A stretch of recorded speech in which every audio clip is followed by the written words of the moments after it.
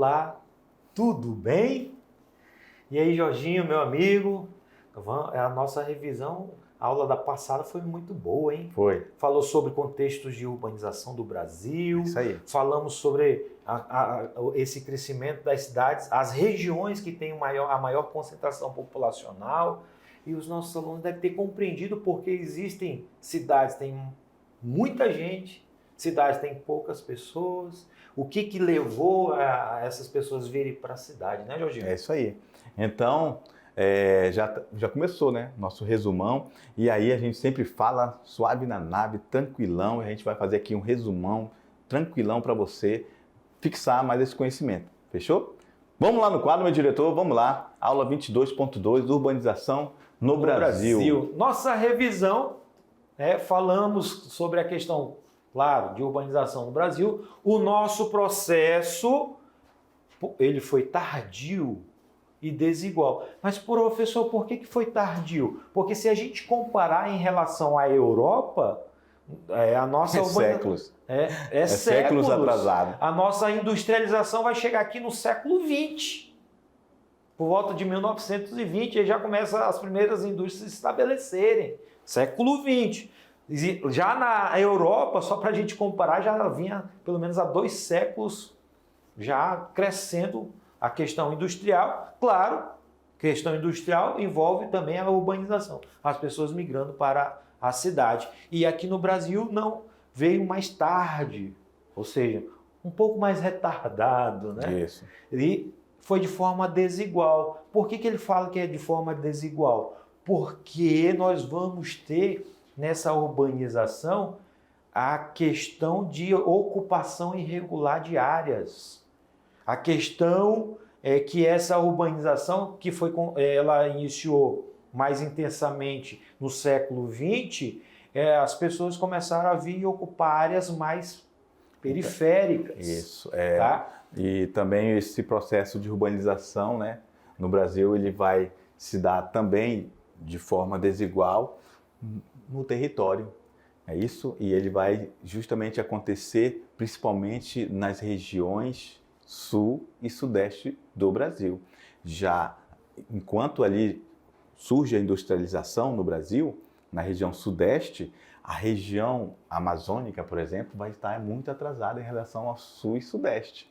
Então, também vai estar desigual essa urbanização no Brasil. E essa tendência continuou e continua sendo demonstrada através de números que vimos durante as aulas. Inclusive, o Carlinhos falou, né, Carlinhos, que aquela região ali de São Paulo tem 21 milhões de pessoas. É muito urbanizada a questão ali do eixo de São Paulo, a grande São Paulo, né? Até mesmo a questão econômica, você percebe que a região centro-sul é a região mais industrializada. Isso. Se a gente comparar com aqui a região amazônica, a região norte, o único polo industrial que nós temos é na cidade de Manaus. Isso, que é uma mancha ali de urbanização muito intensa, né? São mais de, se eu não me engano, mais de 2 milhões de pessoas vivendo naquela região ali de Manaus. Perfeito. É isso que é a população dobrada, maior do que a população de Rondônia toda. Perfeito. É isso? O processo de urbanização do Brasil também causou o chamado êxodo rural. Saída da pessoa do campo para a cidade, esse conceito o aluno já deve ter visto, já tem para ele, já sabe o que é o êxodo rural. Ele caracterizou e intensificou a urbanização, também colaborou para a chamada concentração fundiária, tá? Então o êxodo rural ele colabora muito para esse processo. Nesse contexto, também falamos sobre regiões metropolitanas. Que é um conjunto de municípios contíguos integrados socialmente e economicamente a uma cidade central ou principal e com serviços públicos de infraestrutura comuns.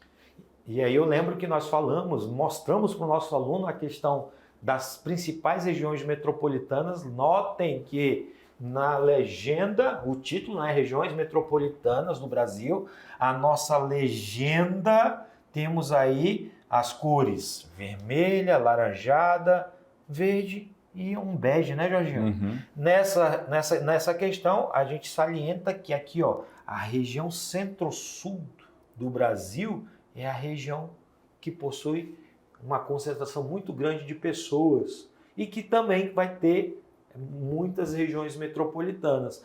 Em relação ao restante do Brasil, nós vamos ter manchas. Manchas de regiões metropolitanas. Aí a gente destacou a região de Santarém, aqui na região norte, claro, né? Nós temos a região de Manaus, como a gente falou agora há pouco, a região de Macapá, de Belém, que são as áreas consideradas regiões metropolitanas na região norte e faz parte do contexto brasileiro. E aí a gente falou também, né, da questão dos arranjos populacionais. E o professor Carlinho falou que nós temos uma grande metrópole nacional.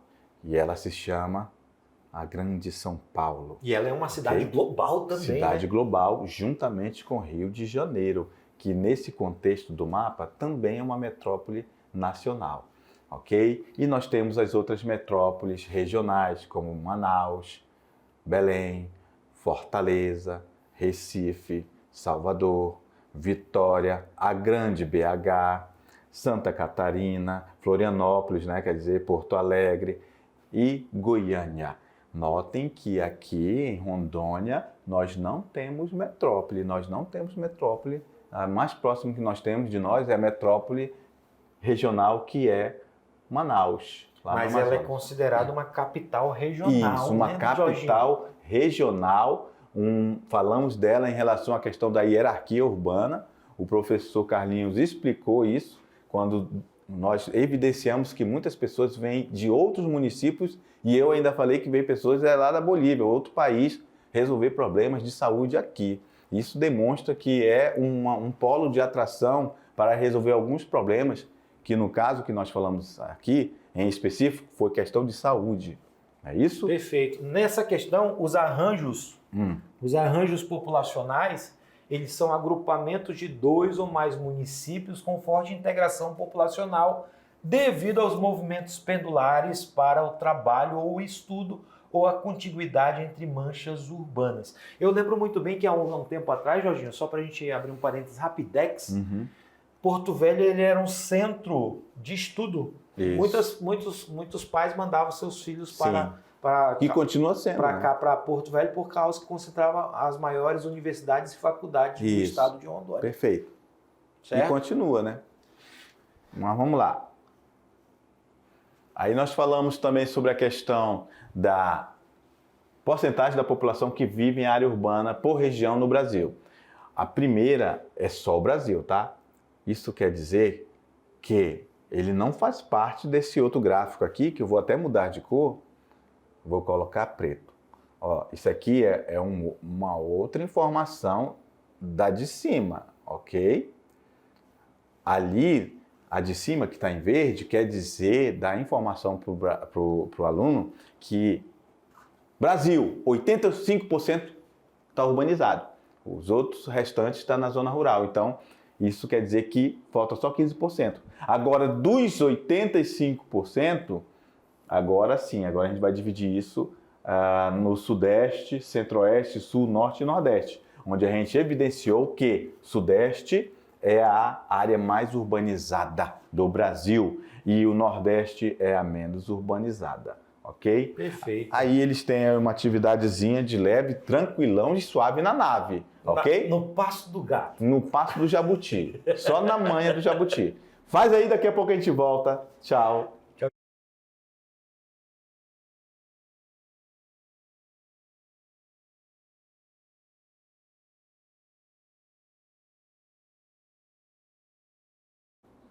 E aí, tranquilão?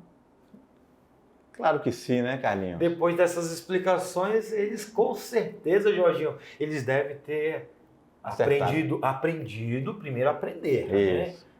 Os conceitos, as informações que trouxemos para que eles pudessem exercitar o que eles aprenderam. De forma calma, sussa, sossegado, tranquilão, só na manha. Beleza? Então vamos lá, ver se todo mundo acertou. Vamos lá, meu diretor, vamos lá no quadro. A questão número 1 fala assim, ó: as cidades da região sudeste do Brasil foram as que mais receberam migrantes oriundos do campo, êxodo rural. E também de outras regiões do Brasil, que são as chamadas migrações regionais. Fato que se deu de forma mais acentuada na década de 1970 e nos anos posteriores. Assim, o Sudeste consolidou-se como a região mais urbanizada do país. Tal ocorrência, pode explicar, essa palavra ocorrência quer dizer o que colaborou, né? Então, nosso aluno vai olhar as alternativas e iria marcar. Letra A, pelas preferências culturais dos migrantes. B, pela maior presença de indústrias e empregos. C, pela maior receptividade da população local. D, pelo processo de marcha para o litoral do país. Letra E, pelo alto preço do solo nas demais. Aqui é um U, tá, galera? É um U. Pelo alto preço do solo nas demais regiões. Foi por isso que o teu cérebro bugou agora, não foi, Carlinhos? Tu queria que desse certo, né? É. Aí depois que tu viu o Ozinho ali. Mas o nosso aluno, claro, vai lembrar que a região Sudeste, que é uma área muito urbanizada, que nós falamos, comentamos e dissemos os motivos, ele deve ter marcado com certeza a letra B, pela maior presença do quê? Indústrias e empregos. Por isso que ela concentrou muita gente nessa região. É polo de atração, né? Polo de atração. Vamos lá para a questão número 2. Assinale a alternativa que não cita um dos fatores que contribuíram para a intensificação da urbanização brasileira ao longo do século XX. A gente quer uma que não tem nada a ver, isso? Vamos lá. A. Expansão do processo de industrialização do país. B. A Revolução Verde e o consequente processo de mecanização do campo. C. Execução de políticas públicas voltadas apenas para a população das cidades. Letra D. Aumento das desigualdades da concentração fundiária no meio rural. Então, o aluno, eu acho que ele percebeu aí, né, que a execução de políticas públicas voltada apenas para a população da cidade não pode ser. Então, ela não é uma alternativa, né, que contribui para intensificar a urbanização do Brasil. Ok? Era para excluir que não tem nada a ver. Perfeito. Vamos para a questão 3. Com uma modernização industrial tardia, o espaço geográfico brasileiro conheceu profundas transformações ao longo dos últimos 100 anos, sendo algumas delas a urbanização acelerada e a concentração espacial da população em metrópoles. Um dos efeitos dessas ocorrências foi, letra A, a formação de núcleos urbanos avançados em todo o país. B, a difusão de políticas de controle habitacional. C, a expansão e crescimento de áreas de preservação e áreas urbanizadas. D, a diminuição dos problemas sociais no campo. E E, a proliferação de áreas periféricas e favelas em grandes cidades. É isso aí. O aluno, com certeza, viu que a letra E é a questão certa. A proliferação de áreas periféricas e favelas em grandes cidades, coisa que falamos durante a aula, não é isso? E um detalhe, né? A característica dessas áreas periféricas e favelas, falta de estrutura de serviços públicos. Questão número 4. O conceito de êxodo rural pode ser definido como A. Conjunto de investimentos realizados pelo governo federal na zona rural do Brasil no século XX. B. Conjunto de técnicas e insumos usados no espaço agrário para promover a Revolução Verde no Brasil. C. Deslocamento em massa da população do campo para as cidades, que ocorreu no Brasil a partir da década de 60. D. Política de governo oficial que incentivava a migração do campo para a cidade em busca de promover a urbanização e a industrialização do país. E letra E. Política de governo que incentivava a diminuição da taxa de natalidade no campo, visando diminuir a quantidade de pessoas residentes no campo e aumentar a população urbana. E aí vamos começar arriscando isso aqui, tá esdrúxulo demais. Não é isso, Carlinhos? Aí o aluno pergunta, o que é esdrúxulo, professor? É uma situação muito, diferentona, digamos assim, na linguagem do jovem, né? Tá muito fora de contexto. A D, política do governo oficial que incentivava a migração? Não, o governo, ele nunca criou meios, né? Exatamente. Propaganda.